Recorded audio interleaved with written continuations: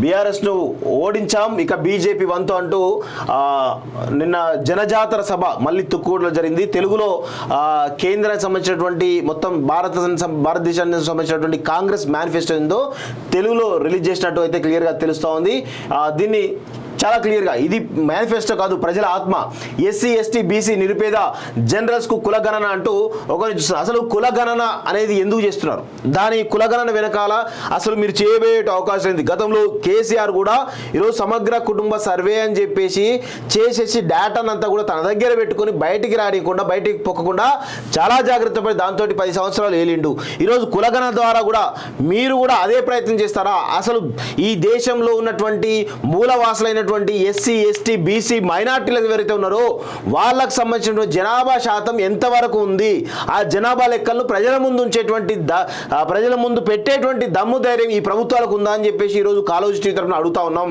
ఈరోజు 50% రిజర్వేషన్ చెప్తా ఉన్నారు. ఎందుకు 50% రిజర్వేషన్? బీసీలకు గతంలోనే 1979లోనే ఈరోజు బీసీలకు పెద్ద ఎత్తున రిజర్వేషన్ కల్పించాలని చెప్పేసి ఆనాడు మండల్ కమిషన్ చెప్తే ఆ మండల్ కమిషన్ యొక్క రిపోర్ట్ను కుంగలో దొక్కి ఆనాడు ఆ మండల్ కమిషన్ రిపోర్ట్ని ఇంప్లిమెంట్ చేయాలని చెప్పేటటువంటి ఆనాటి ప్రధాని అయినటువంటి మొరార్జీ దేశాన్ని దింపి ఈరోజు దుర్మార్గంగా ఇందిరాగాంధీ ఆ తర్వాత రాజీవ్ గాంధీ ఏళ్ళ విషయం మనకు తెలియదా అని చెప్పేసి ఈరోజు భారతదేశ ప్రజలు కానీ తెలంగాణ ప్రజలు కానీ మనం అడగాల్సినటువంటి పరిస్థితి ఏర్పడింది.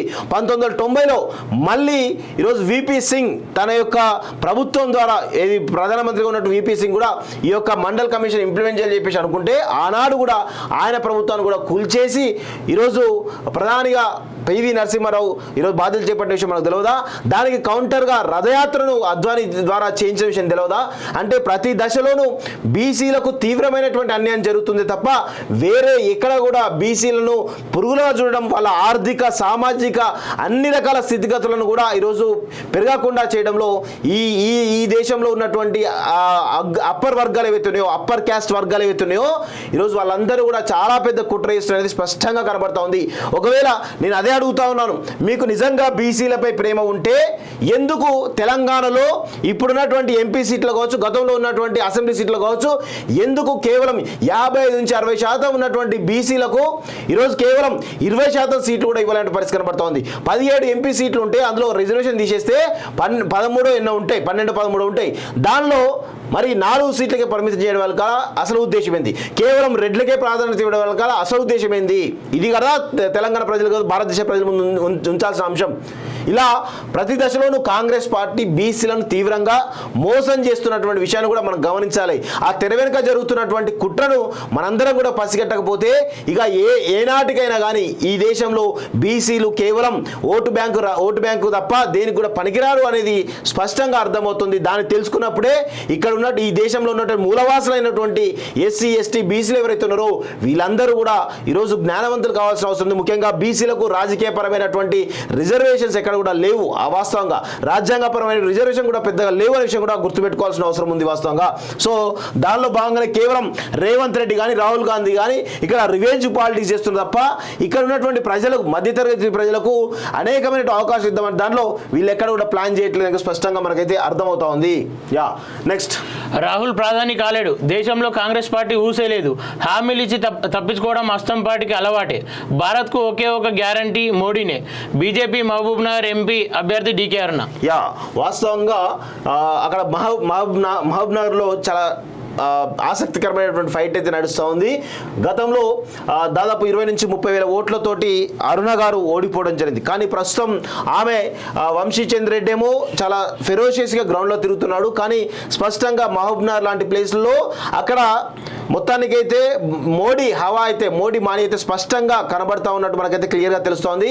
ఈ మోడీ మానియాలో మరి డీకే అరుణమ్మ మరి బయటపడతారా, భారీ మెజార్టీతో గెలుస్తారా అనేటువంటి ఒక డౌట్స్ అయితే క్రియేట్ అవుతా ఉన్నాయి. ఖచ్చితంగా అక్కడ వంశీచంద్ర రెడ్డికి చాలా రకాల హర్డిల్స్ అయితే ఉన్నాయి. ఎందుకంటే సొంత పార్టీ క్యాడర్ కూడా ఆయనకు సపోర్ట్ చేసేటువంటి అవకాశం అయితే కనబడతలేదు. అక్కడ దాదాపు రేవంత్ రెడ్డి సొంత నియోజకవర్గం కూడా ఈరోజు మహబూబ్నగర్ జిల్లాలో ఉంది. కాబట్టి మహబూబ్నగర్ జిల్లాలో ఈరోజు ఎంపీ కైవసం కైవసం చేసుకోవడం రేవంత్ రెడ్డికి సవాల్గా మారింది. కానీ అక్కడ మోడీ మానియా స్పష్టంగా కనబడతా ఉంది, బీజేపీ యొక్క మూలాలు స్పష్టంగా కనబడతా ఉన్నాయి.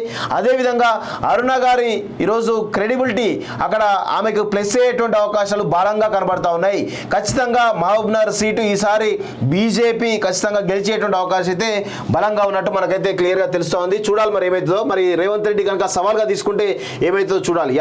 బీఆర్ఎస్ ను మళ్ళీ టీఆర్ఎస్ గా మారుస్తాం, ఇప్పటికే కసరత్తులు ప్రారంభించాం, పేరు మార్పు పార్టీకి కలిసి రాలేదు, ఎట్టి పరిస్థితుల్లో పార్టీ మారను మాజీ మంత్రి ఎర్రబెల్లి దయాకర్ రావు. రాసి పెట్టుకోండి, మాజీ మంత్రి ఎర్రబెల్లి దయాకర్ రావు బీజేపీ తోటి ఆల్రెడీ చర్చలు అయిపోయినాయి. ఆయన మేబీ ఇప్పట్లో పోకపోవచ్చు, కానీ కొన్ని నెలల తర్వాత అయితే ఖచ్చితంగా బీజేపీలో చేరేటువంటి అవకాశం అయితే కనబడుతున్నాయి. ఏ లీడర్ అయితే పార్టీ మారను, ఎట్టి పరిస్థితుల్లో పార్టీ మారను అన్నాడంటే ఖచ్చితంగా ఆ లీడర్ పార్టీ మారుతున్నట్టు లెక్క. రాసి పెట్టుకోండి.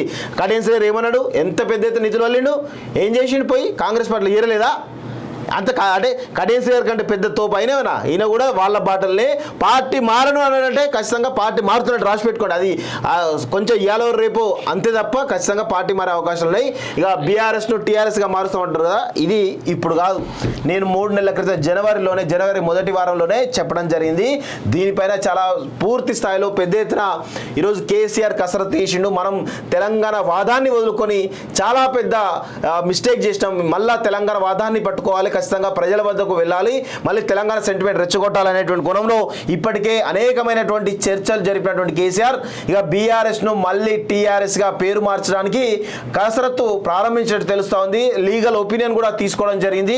దానికి సంబంధించినటువంటి అనేకమైనటువంటి విషయాలు మళ్ళీ ఇప్పుడు ఎలక్షన్ కమిషన్కు వీటికి అన్నిటికీ కూడా ఎలా ఉంటుంది ప్రాసెస్ అనే కోణంలో కూడా ఈరోజు పెద్ద ఎత్తున దానిపైన స్టడీ చేసినట్టు తెలుస్తోంది. ఖచ్చితంగా బీఆర్ఎస్ను టీఆర్ఎస్గా మార్చాలనే కోణంలో ఈరోజు నిర్ణయం తీసుకుని తెలుస్తోంది. అయితే ఇక్కడ విషయం ఏంటంటే బీఆర్ఎస్ టీఆర్ఎస్గా మార్చడం పక్కన పెడితే ఇక్కడ ఈ రాష్ట్రంలో ఈ గత 10 సంవత్సరాలుగా దోపిడీకి గురైనటువంటి ఈ వర్గాలకు కావచ్చు, లేదా దోపిడీకి గురైనటువంటి అనేకమైనటువంటి అంశాలు ఏవైతే ఉన్నాయో మరి వాటికి ఎవరు సమాధానం చెప్తారు అనే విషయాన్ని కూడా ఈరోజు కేసీఆర్ సమాధానం చెప్పిన తర్వాతనే బీఆర్ఎస్ను టీఆర్ఎస్గా మార్చాలి తప్ప వేరే ఉద్దేశం లేదని చెప్పేసి కూడా ఈరోజు తెలంగాణ ప్రజల నుంచి విజ్ఞప్తి చాలా పెద్ద ఎత్తున వస్తూ ఉంది. అయితే గత 10 సంవత్సరాల్లో మీరు చేసినటువంటి దోపిడీ అంతా కూడా ఈరోజు కాళేశ్వరం ద్వారా వచ్చినటువంటి 45,000 కోట్ల ఆస్తులు కావచ్చు, లేదంటే మిషన్ భగీరథ ద్వారా వచ్చినటువంటి 10,000 కోట్లు కావచ్చు, ఇలా చెప్పుకుంటూ పోతే ధరణి ద్వారా 1000 ఎకరాల భూములు ఏవైతే కొల్లగొట్టిరో ఇవన్నీ కూడా ఏవైతే మీరు ఈ తప్పులు చేశారో ఆ తప్పులను ప్రజల ముందు ఒప్పుకొని అమరవీరుల స్తూపం ముందు కనుక ముక్కు నెలకు రాస్తేనే తెలంగాణ ప్రజలు ఈరోజు క్షమిస్తారు తప్ప అప్పటిదాకా బీఆర్ఎస్ను టీఆర్ఎస్గా మార్చినా లేకపోతే జై తెలంగాణ 100 సార్లు అన్నా కానీ తెలంగాణ ప్రజలు ఈరోజు బీఆర్ఎస్ని కానీ కేసీఆర్ని కానీ నమ్మే పరిస్థితి లేదు. గత 10 సంవత్సరాల్లో మీరు చేసినటువంటి అక్రమాలు, అవినీతి, అన్యాయాలన్నీ కూడా ఒప్పుకోవాలి. తెలంగాణ అమరవీరుల స్తూపం ముందు ఈరోజు ముక్కు నేలకు రాస్తే కనుక